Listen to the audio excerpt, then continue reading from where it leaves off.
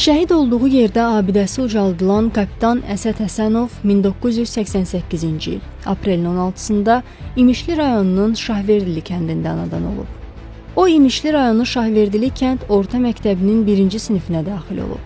Uşaqlıqdan hərb sənətinə olan marağı onun yolunu Cəmşid Naxçıvanski adına hərbi liseydən salır. O, liseyi uğurla bitirdikdən sonra Heydər Əliyev adına Azərbaycan Ali Hərbi Məktəbinə qəbul alır. Ali Hərbi Məktəbi uğurla başa vurduqdan sonra leytenant kimi Müdafiə Nazirliyinin en sayılı hərbi hissəsində işə başlayır. Əsəd Həsənov Vətən müharibəsi zamanı Ağdam rayonunda yerləşən en sayılı hərbi hissənin artilleriya divizionunda qərargah rəisi kimi xidmət edirdi.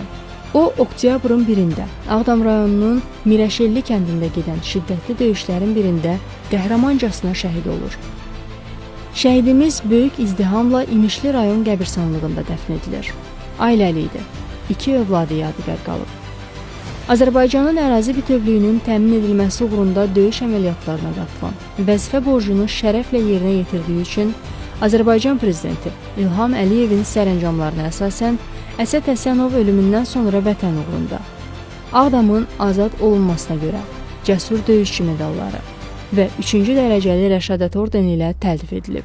2025-ci ildə Əsəd Həsənovun şəhid olduğu yerdə Ağdamın Mirəşelli kəndində abidəsi ucaldılıb.